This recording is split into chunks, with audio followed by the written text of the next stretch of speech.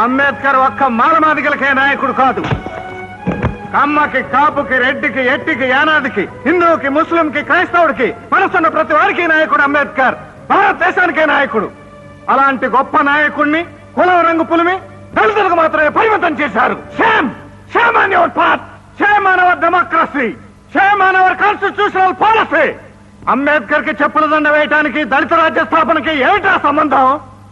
రే రే రే నువ్వు ఎవరు అని అడిగితే నేను కమ్మని, నేను రెడ్డని, నేను మాలని, నేను బ్రాహ్మణని చెప్తున్నాడే గాని నేను మనిషిని ఒక్కడనే చెప్తున్నాడా? చెప్పొద్దురా. కాస్ట్ ఫీలింగ్ తో కొట్టుకుని తావండి.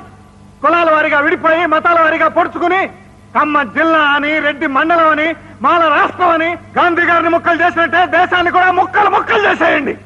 సిగ్గొదిలి, శర వదిలి, నీతొదిలి, జాతి వదిలి, మంచొదిలి, మనసొదిలి నరుక్కోండి, పొడుచుకోండి. కళ్ళు రెండు పొడుచుకున్న జాతి కథ